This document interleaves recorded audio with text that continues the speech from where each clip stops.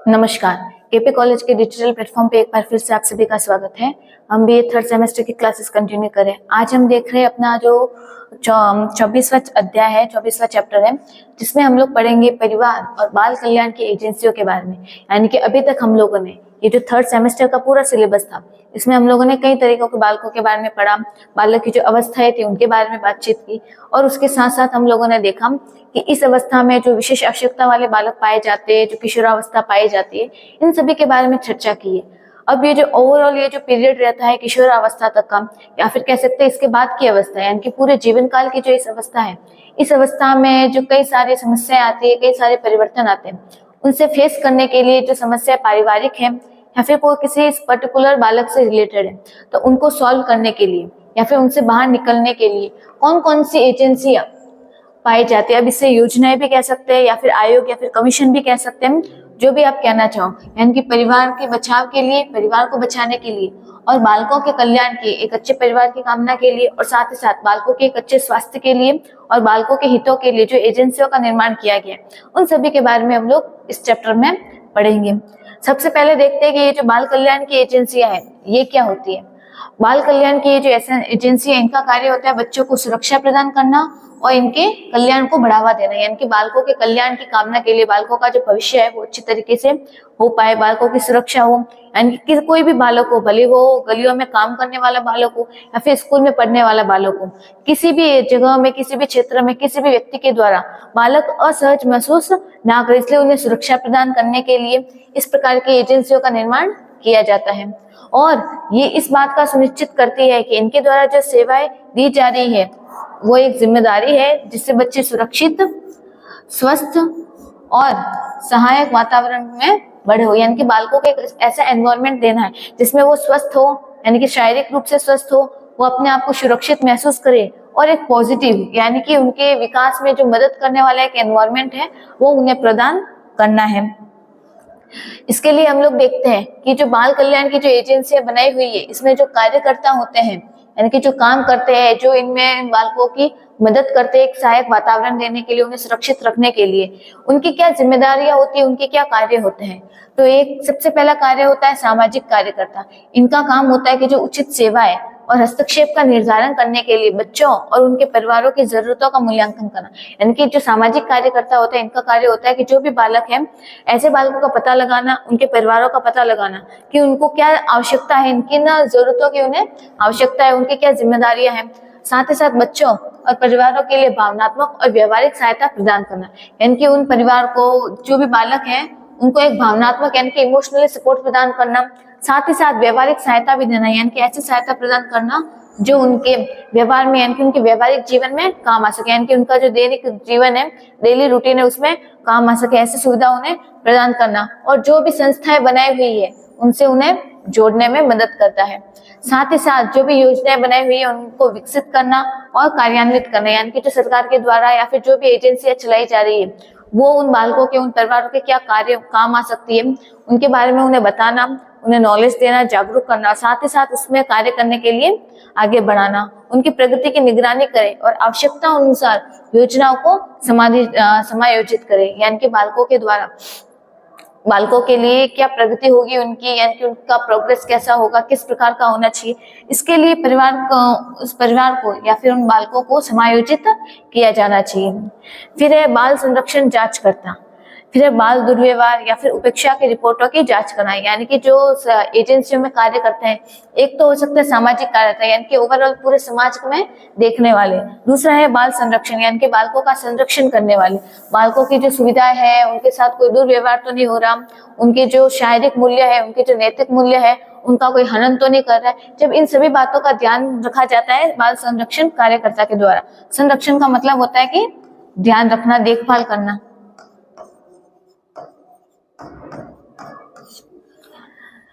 फिर बाल दुर्व्यवहार, यानी कि बालकों के साथ जो गलत व्यवहार किया जा रहा है, यानी कि बालकों से भीख मंगवा रहे हैं या फिर हम लोग कह सकते हैं फैक्ट्रियों में काम करवाते हैं। अगर ऐसे कोई कार्य किए जा रहे हैं तो ऐसी रिपोर्टों की जांच करना, ठीक है, कि वो रिपोर्ट सही है या नहीं है, उनकी पूरी जांच पड़ताल करना। साथ ही साथ जोखिम वाले बच्चों की सुरक्षा के लिए सुरक्षित योजनाएं बनाना, यानी कि जो बच्चे जोखिम वाले एरिया में काम कर रहे हैं, मान लो किसी गैंग में फंसे हुए हैं, या फिर हम लोग कह सकते हैं जो पटाखे बनाने वाली फैक्ट्रियां होती हैं वहां पे काम कर रहे हैं, जब ऐसे सारी स्थिति हो रही है तो उनकी सुरक्षा के लिए योजनाएं बनाना, वो भी इस बाल संरक्षण कार्यकर्ता की जिम्मेदारी होती है। साथ ही साथ होता है पालन पोषण में देखभाल में समन्वयक, यानी कि अब ऐसे व्यक्ति, ऐसे कार्यकर्ता समाज में जो बालकों के पालन पोषण का ध्यान रखते हैं, यानी कि पालक माता पिता की भर्ती, उन्हें प्रशिक्षण और उन्हें सहायता प्रदान करना। साथ ही साथ बच्चों को उचित पालक घरों में रखा जाए और आवश्यक सहायता प्रदान करें, यानी कि ऐसे बालक जिनको जन्म होते बच्चों को छोड़ दिया जाता है, या फिर अनाथ आश्रम में जो बच्चे होते हैं, यानी कि ऑर्फनेज जो भी बच्चे होते हैं, उन बच्चों को जो भी बालक, जो भी पेरेंट्स, जो भी परिवार उनको गोद ले रहा है, वो परिवार कैसा है, उनका जो लालन पालन वहाँ पे ठीक से होगा या नहीं होगा, या फिर जो बच्चे अनाथ आश्रम है उनको सारी सुविधाएं प्रदान हो रही है या नहीं हो रही, उन सभी का ध्यान जो रखा जाता है वो रखते हैं पालन पोषण देखभाल करने वाले। फिर है दत्तक ग्रहण विशेषज्ञ, यानी कि ऐसे लोग, अब जो अनाथ आश्रम हम लोगों की बात करें, यानी कि जो अनाथ आश्रम है उनमें जो भी बच्चों को गोद लेगा, जो भी उनको गोद लेने वाले परिवार होंगे, उन परिवार का विशेषज्ञ करने वाले, यानी कि उन परिवारों के बारे में जानने वाले सही है या नहीं है। भावी दत्तक परिवारों का मूल्यांकन करना, यानी कि जो भी उन बच्चों को गोद ले रहा है वो परिवार कैसा है, उनका बैकग्राउंड कैसा है, कानूनी रूप से वो परिवार किस फील्ड में है, उन सभी चीजों का ध्यान रखने वाले। साथ ही साथ उपयुक्त दत्तक परिवारों के साथ बच्चों का मिलान करना और गोद लेने की प्रक्रिया को सुविधाजनक बनाने, यानी कि जब सारा मूल्यांकन हो जाता है, सारी जांच पड़ताल हो जाती है, उसके बाद उस बच्चे को उस दत्तक परिवार यानी कि गोद लेने वाले परिवार को सौंप लेने की जो प्रोसेस है वो पूरी करवाना। और गोद लेने के बाद की सहायता, यानी कि गोद लेने वाले परिवारों को निरंतर सहायता प्रदान करना, यानी कि जो भी व्यक्ति उन बालकों को गोद ले रहे हैं उनको सारी सुख सुविधाएं प्रदान करना, कोई प्रॉब्लम आए उसका ध्यान रखने वाले, ये कहलाते दत्तक विशेषज्ञ।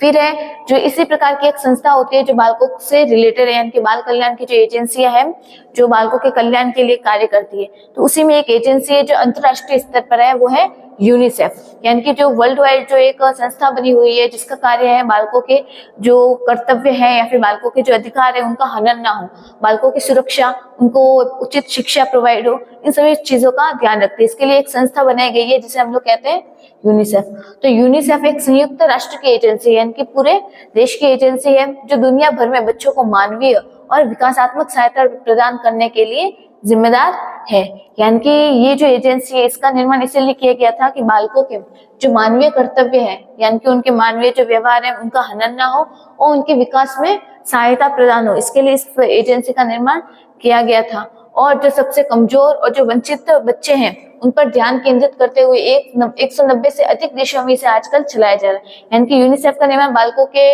अधिकारों का हनन ना हो इसके लिए किया गया, बालकों का विकास अच्छे तरीके से, इसके लिए इसका निर्माण किया गया। और आज वर्तमान समय में यह 190 से ज्यादा देशों में यूनिसेफ काम कर रहा है। अब यह क्या कार्य करता है और किस प्रकार इसका यूज किया जाता है? इसका कार्य होता है बालकों का संरक्षण करना, यानी कि बालकों के खिलाफ अगर कोई हिंसा हो रही है, कोई मारपीट हो रही है, बालकों का शोषण हो रहा है, यानी कि उनसे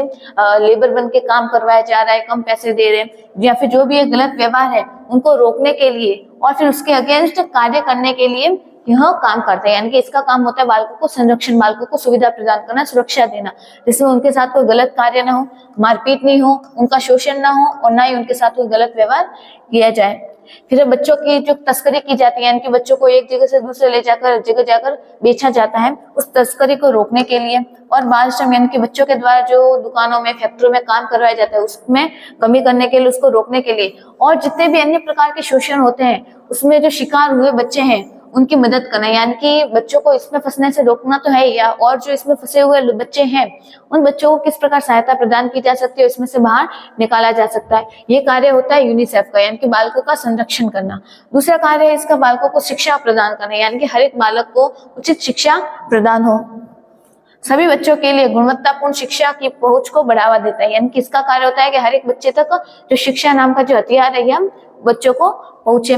उन लोगों पर ध्यान केंद्रित करता है जो हाशिए पर है, यानी कि ऐसे लोगों को, ऐसे बच्चों को शिक्षा प्रदान करवाता है जो हाशिए पर है, यानी कि वो कैटेगरी जो लगभग खत्म होने की कगार पर है, जहाँ पे शिक्षा, जिनके समुदाय में जो शिक्षा है वो आज तक किसी को नहीं मिली और वो जो लगातार उसी बैकवर्ड एरिया में चले आ रहे हैं, तो ऐसे लोगों तक ये शिक्षा पहुंचाने का कार्य करता है। या फिर जो संकट की स्थिति में है, जहाँ पे उनके पास कोई सुविधाएं नहीं है, कोई शिक्षा नहीं है, ऐसे एरियाज के लिए काम करता है कि उनको शिक्षा प्रदान हो। उन कार्यक्रमों का समर्थन करता है जो प्रारंभिक बचपन की शिक्षा, प्राथमिक और जो माध्यमिक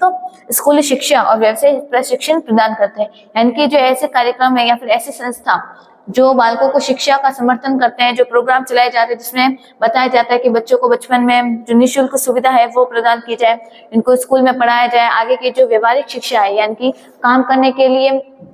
जो ट्रेनिंग कैंप्स वगैरह लगते हैं, अगर वो सारे हो रहे हैं तो यूनिसेफ ऐसे कार्यक्रमों को सपोर्ट करता है, उनका समर्थन करता है। फिर अगला कार्य है स्वास्थ्य और पोषण। यूनिसेफ का अगला कार्य होता है कि हर एक बालक जो है उनको एक सही प्रकार का पोषण मिले और उनकी जो स्वास्थ्य है वो अच्छी बनी रहे, इसलिए इनके पालन और पोषण उनके स्वास्थ्य की जिम्मेदारी भी लेता है। मातृ और शिशु स्वास्थ्य के सुधार के लिए कार्यक्रम लागू करता है, यानी कि जो माँ है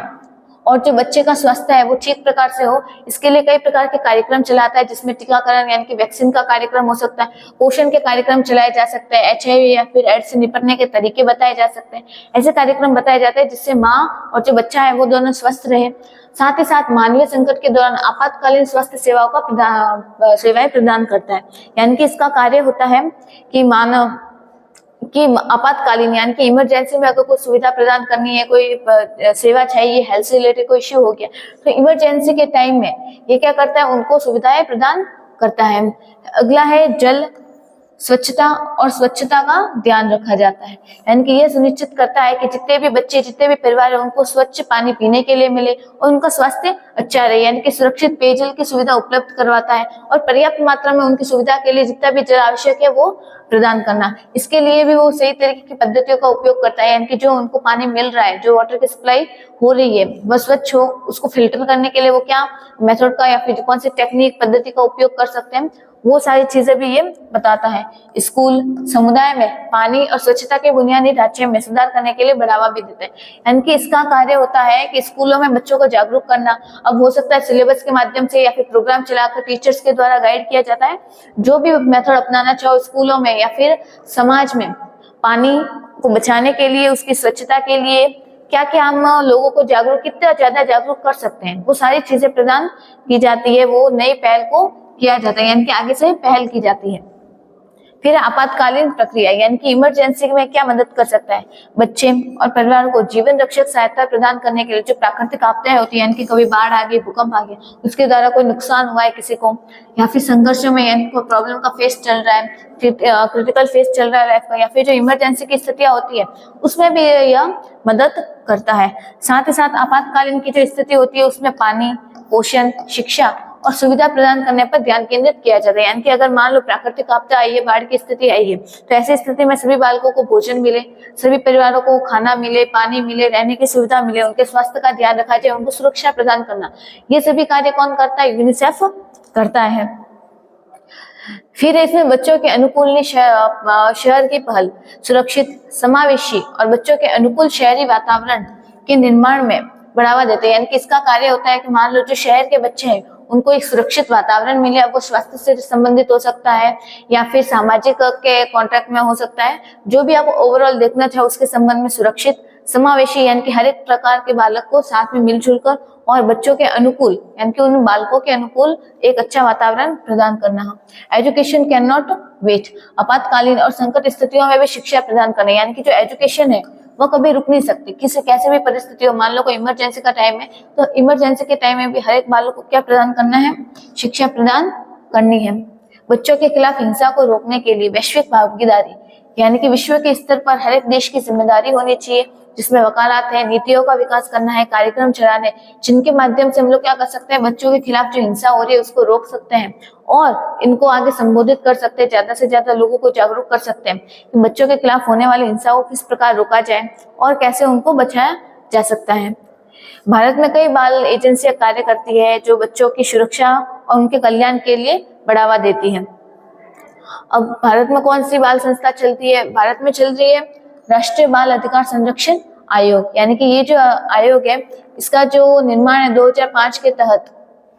संसद में एक अधिनियम के द्वारा स्थापित किया गया था, जिसके द्वारा ये बताया जाता है कि जितने भी कानून, जितनी भी नीतियां, जितने भी प्रोग्राम और जो प्रशासनिक तंत्र है वो सभी भारत के संविधान और बाल अधिकारों पर संयुक्त राष्ट्र कन्वेंशन में निहित बाल अधिकारों के परिप्रेक्ष्य के अनुरूप है। यानी कि भारत के संविधान जो भी बनाए गए हैं, जो भी भारत का संविधान है उसमें बाल अधिकारों के लिए, बालक के अधिकार के लिए, परिवारों के अधिकार के लिए जो भी नियम बनाए गए हैं वो सभी उनके अनुरूप बनाए गए। अब ये जो संस्था है ये भी यूनिसेफ की तरह ही काम करती है। तो भारत में ये जो संस्था है इसका क्या कार्य है? इसका कार्य बालक के अधिकारों का संरक्षण करना, यानी कि बालक के जो अधिकार है, हर एक बालक को शिक्षा प्रदान करना, पोषण देना, स्वास्थ्य सही रखना, ये इसका कार्य होता है। दूसरा इस संस्था का कार्य शिकायतों का निर्वाह, यानी कि बालकों के अगर अधिकारों का हनन हो रहा है, बालक के अधिकारों को अगर दबाया जा रहा है, बालकों का शोषण हो रहा है, हिंसा हो रही है, वह सुरक्षित नहीं है, तो ऐसे जो भी शिकायतें आ रही है उनका निपटान करना कि ये जो शिकायत आई है यह कहाँ से आई है, क्यों आई है, क्या कारण है, इसकी समस्याओं का समाधान करना। साथ ही साथ बालकों के अधिकारों का जो उल्लंघन हो रहा है उनकी भी जांच करना और इसमें अगर कोई दोषी पाया जाता है तो उनको सजा भी दिलवाना। नीति के अनुसार वकालत करना कि जो बाल अधिकार है इनको बढ़ावा देने के लिए और इनकी रक्षा के लिए नई नई नीतियां लागू करना, पॉलिसीज लगाना, कार्यक्रम चलाना, यानी कि ज्यादा से ज्यादा लोगों को जागरूक करना। इसमें बालकों की जिम्मेदारी को बढ़ावा देना, यानी कि बच्चों को प्रभावित करने वाले मामलों में उनकी भागीदारी को बढ़ावा देना, यानी कि अगर कोई शिकायत आई है जिसमें बालक के अधिकारों का हनन हो रहा है तो अगर बालक उसमें इन्वॉल्व होगा तो वो ज्यादा से ज्यादा अपनी जो प्रॉब्लम्स है उसको आगे बता पाएगा और उसका जो हम कह सकते हैं सही तरीके से जो निवारण है या फिर सॉल्यूशन है वो निकल पाएगा। दूसरी जो संस्था भारत में काम करती है वो है चाइल्ड लाइन इंडिया फाउंडेशन। ये जो चाइल्ड लाइन इंडिया फाउंडेशन ये एक गैर सरकारी संगठन है। अभी हमने जो राष्ट्रीय बाल अधिकार आयोग पढ़ा था ये तो एक सरकारी संगठन है और ये एक गैर सरकारी संगठन है, ठीक है। अब ये एक निजी संस्था है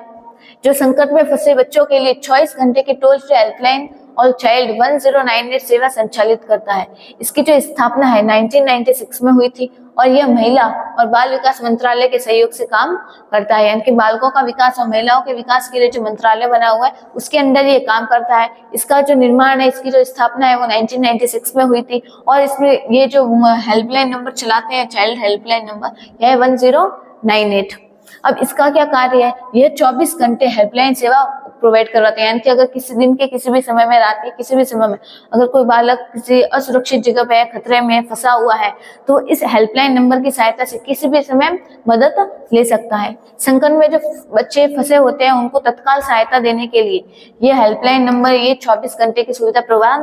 प्रोवाइड करते हैं। बच्चों को बचाने, उनको जो मेडिकल सहायता देना, आश्रय देना और परामर्श सहित प्रासंगिक सेवा से जोड़ते हैं, यानी कि जब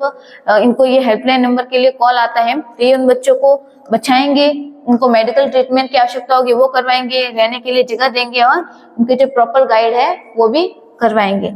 और इनका काम होता है बचाव करना और पुनर्वास, यानी कि बच्चों के साथ अगर कोई दुर्व्यवहार कर रहा है, गलत व्यवहार कर रहा है, उनकी उपेक्षा हो रही है, तस्करी की जा रही है या फिर किसी भी स्थिति में यानी कि उनका शोषण हो रहा है और वो मानसिक रूप से शोषण हो रहा है या फिर शारीरिक रूप से हो रहा है, उनसे उन्हें बचाया जाता है, आश्रय दिया जाता है, शिक्षा प्रदान करना और जो व्यवसाय प्रशिक्षण है जिसके माध्यम से वो आगे अपना भविष्य सुधार सकते हैं, ये सभी कार्य करने में मदद करता है। अगला है इनका कार्य बालकों का संरक्षण करना, यानी कि बालक के अधिकारों का हनन ना हो इसके लिए भी ये कार्य करते हैं। साथ साथ जागरूकता भी फैलाते हैं, यानी कि बालक ज्यादा से ज्यादा अपने अधिकारों को समझे, साथ ही साथ उनका कोई हनन ना करे, उल्लंघन का ना कर पाए और उनका कोई शोषण ना कर पाए। इसके लिए हम लोग क्या कर सकते हैं? जागरूकता बढ़ा सकते हैं। लोगों को ज्यादा से ज्यादा प्रोग्राम के थ्रू, हम लोग कह सकते हैं कॉलिंग के थ्रू या फिर जो भी आप मेथड अपनाना चाहो उसके थ्रू हम लोग क्या कर सकते हैं? प्रोग्राम चलाकर जागरूकता फैला सकते हैं। ऐसी नीतियों और कार्यक्रमों को मोटिवेट करना जो बालकों के द्वारा, जो बालकों के लिए जो हनन हो रहा है या फिर बालकों का जो शोषण हो रहा है उसको कम करने के लिए मोटिवेट करे, तो ऐसे हम प्रोग्रामों को आगे सपोर्ट कर सकते हैं। फिर है परिवार कल्याण की एजेंसियां। अभी हम लोगों ने पढ़ा बाल कल्याण की एजेंसी, यानी कि बालकों के अधिकारों को बचाने के लिए, सुरक्षित वातावरण देने के लिए कौन कौन सी जो एजेंसियां राष्ट्रीय स्तर पर और अंतर्राष्ट्रीय स्तर पर कार्य करती है। अंतर्राष्ट्रीय स्तर पर हमने यूनिसेफ के बारे में बात की और राष्ट्रीय स्तर पर 2 प्रकार की संस्थाएं थी। एक तो थी बाल कल्याण की एजेंसियां जो राष्ट्रीय बाल अधिकार आयोग है और दूसरा है चाइल्ड हेल्पलाइन नंबर, एक है सरकारी और एक है गैर सरकारी। अब परिवार कल्याण की एजेंसियां कौन कौन सी है, यानी कि परिवारों में जो असुविधाएं समस्या हो रही है उसको कम करने के लिए हम लोग क्या कर सकते हैं, यानी कि परिवारों की भलाई के लिए, एक अच्छे परिवार की स्थापना के लिए जिसमें हर एक व्यक्ति स्वस्थ हो, शिक्षित हो, एक अच्छा सामाजिक संबंध स्थापित करे, उनकी आर्थिक स्थिति अच्छी हो और जो सामाजिक समर्थन है वो प्रदान करने के लिए ये इस प्रकार की संस्थाएं कार्य करती है। अब इनका कार्य होता है उस प्रत्येक परिवार को स्वास्थ्य और पोषण का ध्यान रखना, यानी कि माता और शिशु के स्वास्थ्य का ध्यान रखना। अब हो सकता है वो प्रसव से पहले यानी कि डिलीवरी से पहले की टाइमिंग हो या फिर डिलीवरी के बाद, उस माता और बच्चे को सभी प्रकार की जो शारीरिक सुविधा है, चिकित्सकीय सेवा है वो प्रदान करवाता है। साथ ही साथ उनके पोषण, उनके वैक्सीन, इन सभी चीजों का भी ध्यान रखता है। पोषण संबंधी कार्यक्रम भी चलाए जाते हैं जिसमें माँ के द्वारा जो गर्भवती महिलाएं होती है उनको बताया जाता है प्रसव से पहले क्या क्या अब इस समय में समस्या आती है, कौन से कुपोषण का शिकार है तो ऐसे में क्या करना चाहिए, यानी कि पोषण संबंधी शिक्षा उन्हें दी जाती है। दूसरा है शिक्षा, यानी कि इनका कार्य होता है प्रारंभिक बचपन में बालकों को शिक्षा प्रदान करना जिससे उनकी एक मजबूत नींव का निर्माण हो सके। और वयस्कों की शिक्षा दी जाती है जिसमें माता पिता और देखभाल करने वाले लोगों के लिए आर्थिक अवसरों में सुधार के लिए साक्षरता कार्यक्रम चलाए जाते हैं, यानी कि जो माता पिता है या फिर जो भी घर में कमाने वाले स्थिति है लोगों की, ऐसे में उन्हें साक्षरता कार्यक्रम के द्वारा प्रशिक्षण दिया जाता है कि किस प्रकार वो अपने परिवार को चलाने के लिए, अपनी आर्थिक स्थिति को सही करने के लिए कार्य कर सकते हैं। आर्थिक स्थिरता भी प्रदान करते हैं, यानी कि रोजगार प्रदान करवाता है, जो बेरोजगार है उनको प्रशिक्षण के थ्रू नौकरी उपलब्ध करवाता है जिससे कि वो अपने जो आर्थिक स्थिति है उसमें सुधार कर सकते हैं, स्थिरता ला सकते हैं। वित्तीय सहायता भी प्रदान करते हैं, यानी कि जो परिवार कम आय वाले हैं, यानी कि जिनकी सैलरी कम है, उनका घर खर्च नहीं चल पा रहा, तो उन्हें नकद की सुविधा प्रदान करते हैं, खाद्य की सब्सिडी दिलवाते हैं। तो ये सभी कार्य भी जैसे सरकार के द्वारा किया जाता है। कंट्रोल के गेहूं बांटे जाते हैं, यानी कि जो गेहूं नहीं सारे जितने भी खाद्यान्न होते हैं वो प्रदान किए जाते हैं कि जिससे उनको एक आर्थिक स्थिति में मदद मिल सके। अगला जो कार्य किया जाता है सामाजिक समर्थन, ऐसी संस्थाओं का काम होता है परामर्श करना, यानी कि परिवार में अगर कोई बुराई ना फैले, कोई संबंध अच्छे हो, गलत आदतों में ना फंसे, इसके लिए कार्यक्रम चलाए जाते हैं, कैंप लगाए जाते हैं, घरेलू हिंसा से बचने के लिए सहायता दी जाती है, हेल्पलाइन नंबर दिए जाते हैं, प्रोग्राम चलाए जाते हैं, यानी कि कानूनी सहारा दिया जाता है, आश्रय दिया जाता है। अगला कार्य होता है इनका बालकों का संरक्षण करना, यानी कि बालकों की जो सेवा है, सुरक्षा है, अच्छे स्वास्थ्य, पोषण, शोषण ना हो, इनके अधिकारों का हनन ना हो, इसके लिए जितने भी कार्य या फिर प्रोग्राम चला सकते हैं वो सभी कार्य इस प्रकार की संस्थाएं करती है। अब भारत में जो संस्था कार्य करती है वो है राष्ट्रीय स्वास्थ्य मिशन, हेल्थ और परिवार कल्याण मंत्रालय द्वारा, यानी कि कौन सा मंत्रालय, हेल्थ और परिवार कल्याण मंत्रालय के द्वारा जो राष्ट्रीय स्वास्थ्य मिशन का कार्यक्रम शुरू किया जाता है। इनका कार्य होता है प्रेगनेंसी, माता और नवजात शिशु और जो जितने भी बच्चे हैं उनके स्वास्थ्य का ध्यान रखना, उनके स्वास्थ्य के बारे में उनका सही तरीके से डेवलपमेंट हो पाए इस बात का ध्यान रखना है। साथ साथ जो जननी सुरक्षा योजना चलाई जाती है जिसमें माँ और बच्चे की प्रारंभिक जांच के लिए या फिर उनका जो मृत्यु दर है वो कम रहे, सभी माँ और बेटे स्वस्थ रहे, अच्छे से डिलीवरी हो पाए, इसको ये बढ़ावा देती। साथ ही साथ जननी सुरक्षा कार्यक्रम भी चलाए जाते हैं जिसमें जो सार्वजनिक संस्था होते हैं, एलसीएलटी यानी कि जो गवर्नमेंट हॉस्पिटल होते हैं, इसमें प्रोग्राम चलाए जाते हैं जिसके द्वारा वो बालकों को बताते हैं कि किस प्रकार से वो एक स्वस्थ बच्चे को जन्म दे सकती है और कौन कौन सी पोषण संबंधी जो बीमारियां हैं उनका ध्यान भी रख सकते हैं। और दूसरा जो प्रोग्राम चलाया जाता है या फिर दूसरी जो संस्था कार्य करती है भारत में वो है महिला एवं बाल विकास मंत्रालय। इस मंत्रालय का कार्य होता है महिलाओं और बालकों के सभी कर्तव्य या फिर जो अधिकार है उनका हनन ना हो, इसको ये सुविधा प्रदान करते हैं। इनमें कार्य होता है कि एकीकृत बाल विकास की सेवा, यानी कि 6 वर्ष से कम के जितने भी बच्चे और उनकी माताएं हैं उनके पोषण संबंधी, स्कूल से पहले की शिक्षा या फिर कह सकते हैं प्राथमिक स्वास्थ्य देखभाल को प्रदान करती है, यानी कि प्रारंभिक टाइम में माँ और बच्चे का ध्यान किस प्रकार रखा जाता है, ये सारी सुविधाएं वो इस बालकों को प्रदान करते हैं। साथ ही साथ राष्ट्रीय क्रैंच योजना, यानी कि कामकाजी महिलाओं के लिए, यानी कि जो महिलाएं दिन में काम करती है उनके बच्चे का ख्याल रखने के लिए उन्हें डे केयर की सुविधाएं प्रदान की जाती है। साथ ही साथ बेटी बचाओ बेटी पढ़ाओ के अभियान चलाए जाते हैं जिससे आप सभी वाकिफ ही हो, और पोषण संबंधी अभियान चलाए जाते हैं, यानी कि कुपोषण के जो घटनाएं हैं वो कम हो जाए, बालकों में पोषण की स्थिति सही हो जाए, इसके लिए हम कौन कौन से प्रोग्राम चला सकते हैं, बालकों को गाइड कर सकते हैं। तो इसी के साथ हमारा ये जो चैप्टर था जिसमें हम लोगों ने जो अलग अलग टाइप की एजेंसियां होती है उसके बारे में बात की। अब ये जो कार्यक्रम थे या फिर जो एजेंसियां थी ये सरकारी भी थी और गैर सरकारी भी थी। तो इसका अर्थ है कि बालकों के कल्याण के लिए या फिर परिवार के कल्याण के लिए अगर हम सरकारी तौर पर या फिर गैर सरकारी रूप से अगर कोई कार्यक्रम चलाना चाहते हैं तो वो चला सकते हैं। अगर ऐसा नहीं चलाना चाहे तो हम इस प्रकार की संस्थाओं में जुड़कर या फिर ऐसे कार्यक्रमों में भाग लेकर एक कार्यकर्ता के रूप में, आप सामाजिक कार्यकर्ता हो सकते हैं या फिर बाल संरक्षण कार्यकर्ता हो सकते हैं, किसी के भी रूप में इस प्रकार की संस्थाओं में सहयोग कर सकते हैं। तो इसी के साथ हमारा ये जो चैप्टर था ये कंप्लीट हो गया और इसी के साथ हमारी ये जो यूनिट थी यानी कि जो यूनिट 5 थी ये भी कंप्लीट हो गया। तो ये यूनिट 5 कंप्लीट होने के साथ साथ हमारा जो सेमेस्टर 3 का सिलेबस था यानी कि सेमेस्टर 3 का सिलेबस ये कंप्लीट हो गया। अब हम लोग देखेंगे कि जो इम्पोर्टेंट क्लासेस आ सकती है आपके इस पूरे सेमेस्टर से रिलेटेड वो हम आगे कंटिन्यू करेंगे। तब तक आप लोग पढ़ते रहिए और रिवीजन करते रहिए। धन्यवाद।